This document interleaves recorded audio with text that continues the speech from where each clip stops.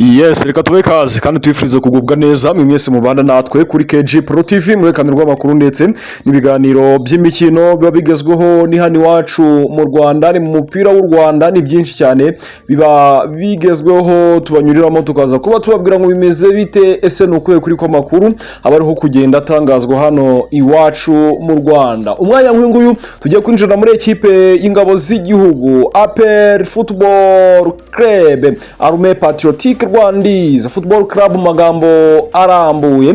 Byinshi cyane rero kugenda bitangazwa muri ekipe, reko twebwe tugiye kwibana cyane ndetse tunajya ku mukino iyi ekipe y'ingabo z'igihugu ifitanye na Mukura Victory Sport ku munsi kuri uyu wa gatandatu. Ni umukino ufite byinshi usobanuye. Ndakwibutsa ko ekipe ya Mukura Victory Sport ariyo hagaritse ekipe ya APR Football Club mu gihe ari imaze imikino yayo yose igera kuri 50 idatsindwa, iza kuba yihagarika. Murabyuka cyane ku bwa Adili no kuri inshuro iravuga ati turaza guhagarika imikino yanyu imaze kurenga 40 mudatsindwa muri shampiyona y'umupira w'amaguru hano mu Rwanda, turaza kuba tubahagarika kabisa. No mukino ufite igisobanuro kinini cyane. Rero mu myitozo ya nyuma yakozwe uyu munsi, mu myitozo yakozwe kuri wa gatanu, witwa Niga na Crema yatanze ubutumwa bukomeye cyane tugiye kuganira ndetse tukarebera hamwe gatanu kuri kagenzi kawo kugira ngo tuze kuba tubabwira ngo bimeze bite.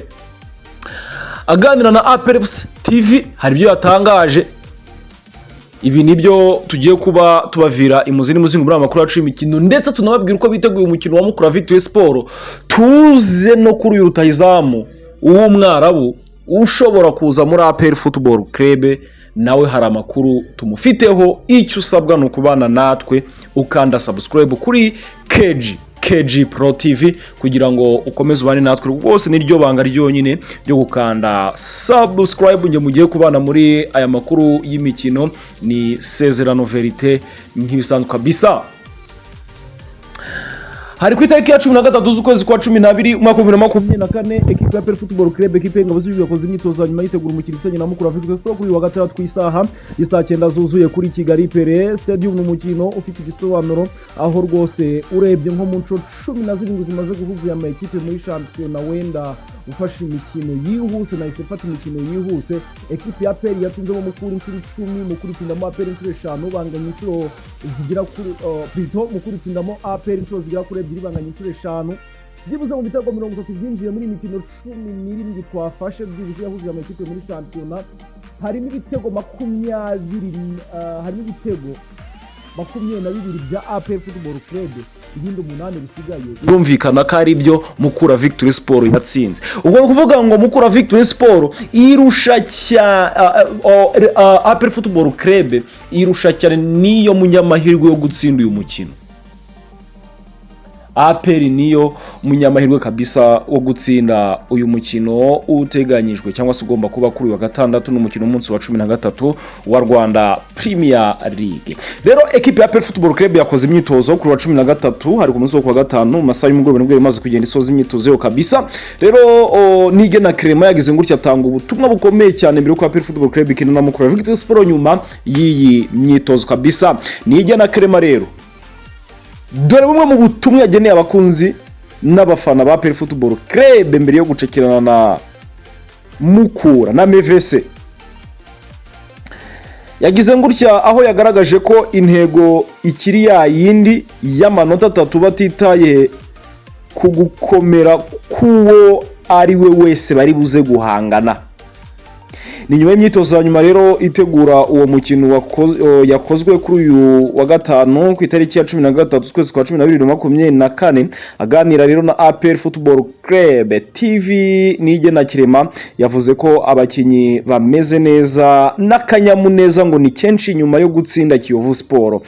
Mu magambo yagize ati mu kipe tumeze neza cyane ko iyo tubonye insinzi nka kuriya yongera iyo tubonye insinzi nka kuriya byongerera akanyabugabo abakinyi na buri wese uri hafi ya ekipe aba yumva hari ikiza cyayibayemo.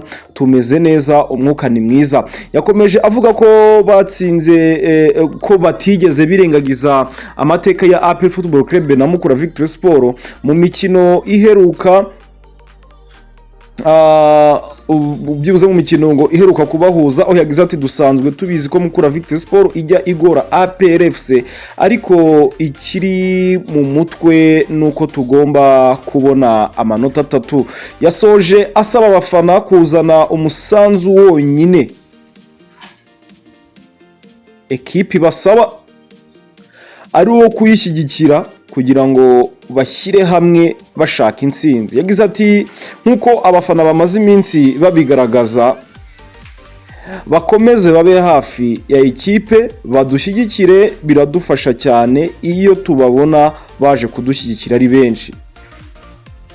Reka ngure ko APR Football Club iraza kwakira Mukura Victory Sport Waziri kuri Kigali Play Stadium mu mukino uteganyijwe kuri uyu wa gatandatu tariki ya 14 z'ukwezi kwa 12 2024 ku isaha saa 9 zuzuye, ku isaha saa 9 z'amanywa kuri Kigali Play.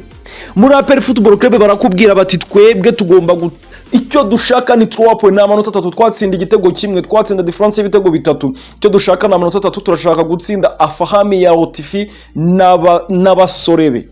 Turashaka gutsinda, turashaka intsinzi kugira ngo dukomeze tube muri kurus, nubwo mukeba turusha amanota atari make, ariko nituza gutsinda uyu mukino twebwe tuzi neza ko turi buze gukora hari icyo biruze gusobanura ku rutonde rwa champion. Ntabwo tugiye kujya mu mibare myinshi cyane, ariko APR Football Club ikeneye amanota 3.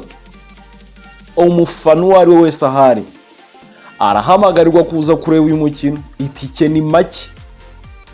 APR bayabyorohereje kabisa, sanga itike ya makari 2. So nukuvuga ngo rero ekipe ya Mukura kugira ngo umenye uburemere bw'uyu mukino, ku munsi wo kuwa 4 yaraye mu Rwanda, yari yageze i Kigali. Umenye kuvuga ngo yaraye mu Rwanda boshya iturutse bwota amasimbi, yari yaraye i Kigali kabisa, yaraye i Kigali ije kwitegura mu buryo bukomeye cyane ekipe ya APR Football Club. Iyi ekipe ya Afahami ya Otifi nayikeneye amanota 3. Ekipe ya APR Football Club rero ifite icyo gikomeye cyane muri ba Rutahizamu nimero 9, Victor Mbaoma Chukwemeka, Mamadusi, bose barahusha cyane, bameze nka Musa Esenuru yo Sport yagize we bamushinjaga gutsindisha umutwe. Nabana ibyo nibyo by'umutwe yarabiro ugasanga sezirangiye afite ibitego 6 by'umutwe. Hari uwitwa Charles Bar naye bakamushinja guhusha, nubwo atsinda bakamushinja guhusha. Icyo nicyo cyiciro washira mu Victor Mbaoma ndetse na Mamadusi. Rero APR Football Club nyuma yo kubona ko ifite icyo kiho gikomeye cyane mu busatirizi bwayo,